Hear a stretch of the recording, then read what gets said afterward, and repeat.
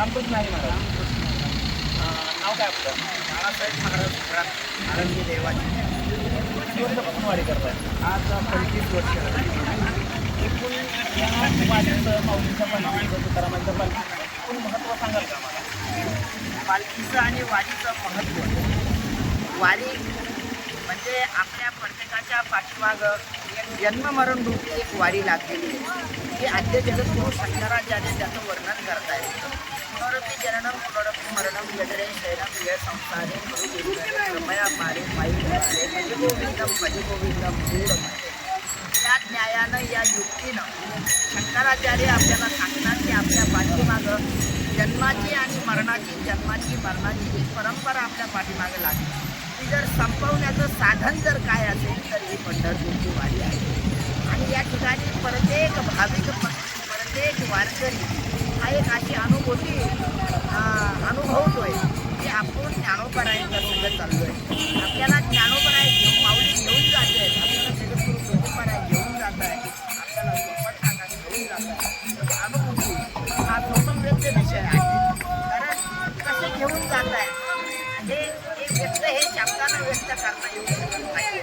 कारण आपण पाहता आहात एवढे लाखो लोक ज्या अर्थी एकत्रित येत आहेत आणि मोठा कितीतरी किलोमीटरचा प्रवास पायी करतायत. पावसाची चिंता नाही, उन्हाची चिंता नाही, राहण्याची चिंता नाही, भुकेची चिंता नाही. कसलाही विचार न करता फक्त एकच भेटी लागी जीवात तळमळ व्यथा. बस त्या पांडुरंगाची आपल्याला केव्हा भेट होईल आणि आपल्याला अत्यंत दुःखातून कधी तो पांडुरंग मुक्त करेल.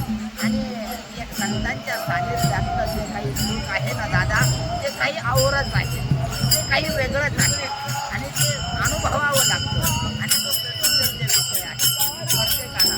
त्या ठिकाणी तुम्ही जर कोणाच्याही चेहऱ्याकडे जर पाहिलं वास्तविकता तर पायी चालल्याच्या नंतर माणूस थकला पाहिजे. आपण रोज पाहतो, आपण 2 किलोमीटर जरी चाललो तर आपल्याला थकवा जाणवतो. परंतु कितीतरी किलोमीटर चालून वार करायच्या चेहऱ्यावरती थकवा नसतो. परत त्याला भजनाला उभा केला, टाळ घेतला की परत नाचतो, परत उठतो, परत आनंद घेतो. त्याचं कारणच एक आहे की संतांचं हे बळ आहे, संतांची ही ताकद आहे. आणि संत महात्मे या जगाला मुक्त करण्यासाठी या ठिकाणी येत आहेत. हजारो वर्षापूर्वी ही वारी सगळ्यात पहिले जर कोणी केली असेल तर भगवान शंकरानं केली. आणि त्याच्यानंतर नारदांनी वारी केली आणि ब्रह्मदेवानं पण वारी केली पांडुरंगाची. कारण जेव्हा नव्हते चराचर तेव्हा होते पंढरपूर, त्याचं वर्णन करताना पंढरपूरला केलेलं आहे. आणि जेव्हापासून ब्रह्मदेव आहे तेव्हापासून नारद आहे, आणि जेव्हापासून नारद आहे तेव्हापासून आमच्या वारकरी संप्रदायाचा विषय आहे. आणि म्हणून संतांनी शोभेवर महा सांगितले काळ ठेवून हाती जाता. याशिवाय आनंद जगामध्ये कुठंच नाही, कुठंच नाही. या वारीमध्ये कोणी गरीब नाही, या वारीमध्ये कोणी श्रीमंत नाही, या वारीमध्ये कोणी पदाधिकारी नाही. या वारीमध्ये सर्वजण आहेत भक्त आणि फक्त भगवंताचा भक्त. आणि त्या भगवंताच्या भक्तीसाठी परमेश्वर वारीत येते आणि आपला आनंद लुटतोय. परंतु काय असतं आता हौशे गौशे नवशे काही येत आहेत. प्रत्येकाला हा प्रश्न पडतो, कारण व्यसन करणारे पण वारी चालतात. मग आम्ही सांगतो ना, हौसे गौसे नवसे. काही हौस म्हणून आलेले असतात, काही नवस म्हणून आलेले असतात, तर काही गौसन म्हणून आलेले असतात. चोरं पण वारीत चालतात, कारण सकळ अशी येते आहे अधिकार. फक्त या ठिकाणी एकालाच महत्व आहे, कशाला? कधी उद्धार हरीच्या नामे. म्हणून या ठिकाणी प्रत्येकानं यावं. म्हणून संतांनी सांगितलं गात जागा आणि प्रेम मागा विठ्ठला. म्हणून आपण प्रत्येकानं काय केलं पाहिजे तर गात गेलं पाहिजे त्या भगवंताकडे प्रेमाची मागणी. कारण आज या जगामध्ये कलियुगाच्या अकराळ विकराळ कळीकाळामध्ये जर माणसाला जर दुष्काळ कशाचा असेल तर तो प्रेमाचा आहे, प्रेमाचा दुष्काळ आहे. आणि प्रेमाचा दुष्काळ. आणि या ठिकाणी आपण पाहतोय प्रत्येकाच्या मुखातून फक्त काय निघतं, माऊली माऊली माऊली. या सोडून दुसरा शब्द कोणाला आठवत नाही. आणि म्हणून या ठिकाणी जर काय असेल तर या ठिकाणी सगळ्यांना प्रेमाचा सुखाळ मिळतो, सुखाळ. आणि आज पाहतो त्या आपल्या महाराष्ट्राच्या राज्याचे लाडके मुख्यमंत्री आज वारी पायी चालत आहेत. मोठा मनाला आनंद वाटतोय की मुख्यमंत्र्यांसारख्याला सुद्धा पायी चालण्याची त्याची इच्छा व्हावी. यासारखं दुसरं वारीचं आणखी काही दुसरं महत्त्व. कारण प्रत्येकाला महत्त्व कळायला लागलं. आणि मी सर्वसामान्य माणूस या वारीचं महत्त्व शब्दामध्ये तर वर्णन करू शकत नाही. कारण वारीचं महत्त्व हे शब्दामध्ये गुंफण्याजोगं नाही आहे. हे वारीचं महत्त्व हे स्वतः अनुभवावं लागतं. हे स्वतःवेद्य विषय आहे. आणि म्हणून जे कोणी वारीला आले नसतील तर मी त्यांना सांगतो की तुम्ही घरी बसून एकादशी व्रत करा. कारण आपल्याकडं 2 वार सांगितलेले आहे. भगवंतानं सांगितलं की ज्या टायमाला भगवंताला विचारलं आपण जगाला काय संदेश द्याल, तर भगवंतानं सांगितलं न सांगावे दोन्ही वार. दोन्ही वार म्हणजे काय, तर एक कार्तिकी वारी आणि एक आषाढी वारी. आषाढी कार्तिकी विचू नका मज सांगत असे गुज पांडुरंग. अशा न्यायानं मी सगळ्या सबंध महाराष्ट्रातील जनतेला या वारीमधून एक आव्हान करू इच्छित की प्रत्येकानं एक येणारी आषाढी एकादशी 25 तारखेला आहे. आपण ज्या ठिकाणी असाल भारताच्या कानाकोपऱ्यामध्ये तर त्या ठिकाणी एकादशी व्रत करा. तुम्हाला वारी केल्याचं पुण्य मिळेल. त्या ठिकाणी भगवंताचं नामचिंतन करा. तुम्हाला घरून जाण्याचा मार्ग मिळेल. तुमच्या जीवनामधलं दुःख नक्की संपेल आणि तुम्हाला नक्की सुखाची प्राप्ती होईल. म्हणून या वारीमधून या वारीच्या वाटेवरून मी सबंध भारतातील या जनतेला मायबाप जनतेला मी विनंती करेन की आपण व्रत करा. आपण भगवंताचं नामचिंतन करा आणि घरून जाण्याचा मार्ग स्वीकारा. आणि आपल्याला नाही तरी आपल्याला एक दिवस मरायचं आहे. म्हणून आपल्याला प्रत्येकानं आपण मरणार आहोत याची आठवण ठेवा. आणि याची आठवण घेऊन फक्त एकच करा, काय करा, भगवंताची भक्ती करा. कारण भगवंताच्या भक्तीशिवाय जगात या जीवमात्राला कुठंही समाधान मिळणार नाही. ते समाधान वारीमध्ये मिळतं, परमार्थामध्ये मिळतं, हरिनामामध्ये मिळतं, भगवत चिंतनामध्ये मिळतं, साधू संतांच्या सेवेमध्ये मिळतं. म्हणून आपल्या अंतःकरणामध्ये प्रत्येकानं सेवा भाव जागा ठेवा. गोमातेची सेवा करा, वडिलांची सेवा करा, पशुपक्ष्यांची सेवा करा. कोण्याही जीवाचा न भरो मत्सर वर्म सर्वेश्वर पूजनाचे हा संतांनी आपल्याला संदेश दिलेला आहे. आणि संतांनी सांगितलेलं आहे हे दिवस फार लांब नाही आहे. वारकरी संप्रदाय हा विश्वगुरु होणार आहे. हे भाकीत हजारो वर्षापूर्वी साधू संत महात्म्यांनी करून ठेवलेलं आहे.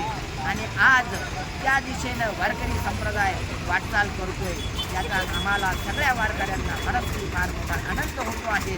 आणि आपल्यासारखे मीडियावाले सुद्धा वारीमध्ये येत आहेत, लोकांना खरी परिस्थिती दाखवत आहेत, याचाही आम्हाला फार आनंद होतोय.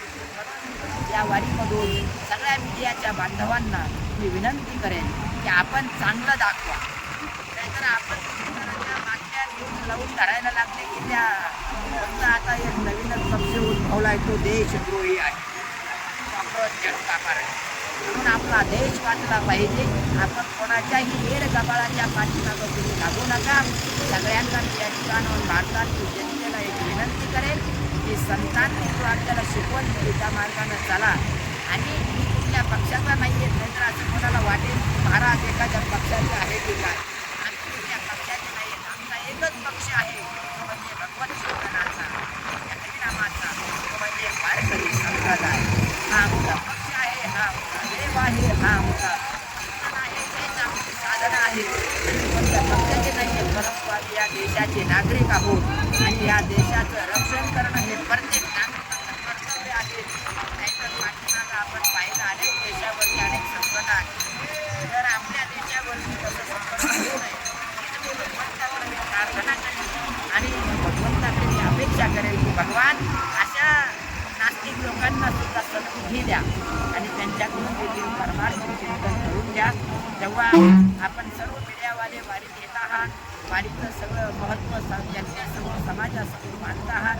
आपल्याला वारकरी संप्रदायाच्या वतीने शुभेच्छा देतो आणि थांबतो. रामकृष्ण आणि वारीचं महत्त्व तुम्ही अत्यंत साध्या सोप्या शब्दात आम्हाला समजावून सांगितलं. एकूण वारकरी या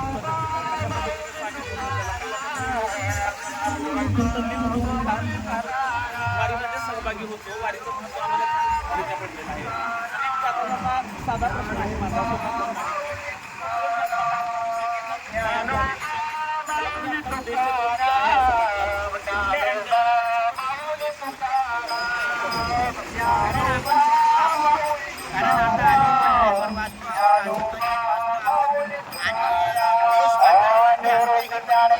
आणि अनेक विचारी लोक आमचे मित्र आहेत. त्यांनी सगळ्यांनी विचाराचं मंथन करून ही पार्टी एकदम होती. आणि तुम्ही बघा यांचे जास्त सबस्क्रायबर जे आपल्या देशाच्या विरोधात आहे पाकिस्तान, त्यांचे सगळ्यात जास्त फॉलोअर जर कुठे तर पाकिस्तानमध्ये, म्हणजे तो माणूस अमेरिकेत बसतो आणि भारतामध्ये पार्टी स्थापन करतो.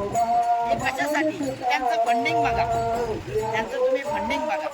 अनेक दृष्टीने अनेक अँगलला तुम्ही स्वतः विचार करणारे आहात. कारण हे भारत देशातला प्रत्येक नागरिक हा विचारी नाहीये. म्हणून जो विचार करतो त्याच्या लक्षात येतं की हे देशद्रोही लोक आहेत आणि यांना बाहेर देशात फंडिंग होत आहे आणि हे पैशाकरता ते आपली मायभूमी विक्रीला काढतील. म्हणून मी असल्या देशद्रोही लोकांचं कधीही समर्थन आम्ही वारकरी संप्रदायाचे लोक करू शकत नाही, करणार नाही. कारण यामध्ये आम्हाला विचार करण्याची बुद्धी भगवंतानं दिलेली आहे. आणि वारकरी हा सर्वप्रथम देशभक्त आहे, त्यानंतर भगवत भक्त आहे, त्यानंतर गोभक्त आहे, त्यानंतर साधुभक्त आहे. आणि म्हणून वारकरी संप्रदाय हा बारकाईचा विचार करतो आणि वारकरी संप्रदायाला देश वाचला तर आमचा संप्रदाय वाचला आणि ते म्हणणं मंदिरं वाचलं. कारण आपण जर पाहत आहात काल त्या ठिकाणी दिल्लीमध्ये जे काही आंदोलन झालंय, आम्ही त्याचा आढावा घेतलाय, तर त्यामध्ये देशद्रोहीच लोक जास्त होते. आणि ते जर आपल्या जे काही आपलं रक्षण करण्याकरता आपल्या सीमेवरचे आपले सैन्य दल आहे त्यांच्यावरती जर दगडफेक करण्याची ज्या लोकांची मानसिकता असेल तर तुम्ही काय म्हणाल? जे काही अहोरात्र पोलीस डोळ्यामध्ये तेल घालून अहोरात्र या समाजाची, या देशाची, सगळ्यांची सेवा करत आहे, मग त्या लोकांवर तुम्ही जर दगडफेक करत असाल तर तुम्हाला काय म्हणायचं तुम्हीच ठरवा. मी भारतातल्या सुज्ञ जनतेला मी विचारतोय, अशा लोकांना आपण काय म्हणाल? आम्ही सगळेजण तर देशद्रोहीच म्हणतो, जो विचारी आहे तो. मग बाकीच्यांना काय म्हणायचं? कारण त्यांना दुसरा शब्द आमच्या वारकऱ्यांकडे नाही. पण त्यांच्या हातात कुठलं शस्त्र नाही. आता दगड मारून देशद्रोही किंवा अतिरेकीपणा होणार नाही. आता आपल्या सैनिकांकडं शस्त्र आहेत, काठीच्या स्वरूपात असेल, बंदुकीच्या स्वरूपात असेल, अश्रुपुराच्या नळकंड्याच्या स्वरूपात असेल. ते त्या अर्थानं मला तर वाटत नाही की बाबा ते देशद्रोही आहेत. बरं असू द्या, एकूण आत्महत्याचा जो प्रसंग आहे विद्यार्थ्यांचा झालेला, त्याबद्दल काय म्हणते? ती घटना फार दुःखद घडलेली आहे. कारण कोणीही आत्महत्या करू नये. कारण आत्महत्या करणं हा अंतिमचा पर्याय नाही. अनेक पर्याय आपल्यासमोर आहेत. कारण जे काही विद्यार्थी आहेत आणि जे काही विद्यार्थी आत्महत्या करण्याचा प्रयत्न करत आहेत ही अत्यंत खेदाची गोष्ट आहे. आणि यासाठी सरकार देखील जबाबदार आहेत. आम्ही हे मान्य करू. सरकारनंही कुठेतरी जे काही भ्रष्ट लोक आहेत त्यांच्याकडं कटाक्षानं लक्ष ठेवलं पाहिजे. त्यांच्याकडे लक्ष ठेवण्याची जबाबदारी ही सरकारची आहे. सर्वस्व जबाबदारी सरकारची आहे आणि सरकार यातून हात काय झटकत नाही. सरकारनं देखील यांच्यावरती कारवाई केलेली आपल्याला दिसते आणि इथून पुढे देखील ती काळजी घेते. कारण माणूस हा प्रत्येक जण हा चुकीचा पुतळा आहे. त्याच्याकरता आपण असं का लगेच आपल्या संपत्ती आपली आहे त्याच्या गाड्यांवरती तुम्ही दगडफेक करून त्या गाड्या तोडणं हे करणं यातून सर्वसामान्य माणसालाच गोंधळ बसणार आहे. आणि म्हणून हे कृत्य करणं हे देशद्रोही आहे. आणि तुम्ही डायरेक्ट पथराव घेताय. कारण आंदोलन करण्याची पद्धत आपल्या कायद्यानं, आपल्या घटनेनं आपल्याला दिलेली आहे. परंतु देशांमध्ये कोणालाही कायदा हातात घेण्याचा अधिकार आपल्या देशामध्ये नाही आहे, रावापासून ते रंकापर्यंत. म्हणून मी सगळ्यांना सांगेन की तुम्ही कोणीही आत्महत्या करू नका. आम्हीही त्या बाबतीत विद्यार्थ्यांबरोबर आहे. कारण आम्हीही एका काळी विद्यार्थी होतो आणि विद्यार्थ्याला किती कष्ट करावे लागतात यातून पुढे आम्ही सगळेजण निघून गेलो. ही घटना पेपर फुटीची घटना अत्यंत खेदाची घडलेली आहे. परंतु त्याच्यावरती अनेक मार्ग आहेत. बसून चर्चा करा, चर्चेनं मार्ग निघतो. मग सरकारने करावं, आंदोलकांनी करावं. आणि त्यामध्ये देशातील आम्ही वारकरीसुद्धा त्यांच्याबरोबर या घटनेच्याबद्दल आम्ही त्यांच्याबरोबर आहोत. आम्ही सरकारलाही त्या बाबतीत धारेवरती धरणं आणि जाब विचारला आहे सरकारला. वारकरी एकांकानं बोलत नसतो, वारकरी समग्र चिंतन करतो. कारण वारकरी या देशाचा कणा आहे, कणा. कारण हा सर्वांना भक्तिमार्गाला लावतो, सन्मार्गाला लावतो, चांगल्या मार्गाला लावतो. परंतु कोणालाही कायदा सुव्यवस्था आता होऊ देत नाही. आणि आम्ही पण देत नाही. कारण शांततेचा संदेश देणारा हा संत संप्रदाय आहे. म्हणून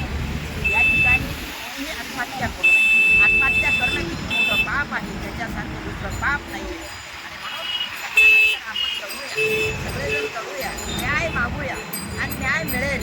कारण न्याय देवता अजून मेलेली नाही आहे, अजून न्याय देवता जिवंत आहे आणि म्हणून न्याय मिळेल आपल्याला. म्हणून कोणीही आत्महत्या करू नये. तुम्ही आमच्या माध्यमातून सबंध विद्यार्थी बांधवांना संदेश दिले.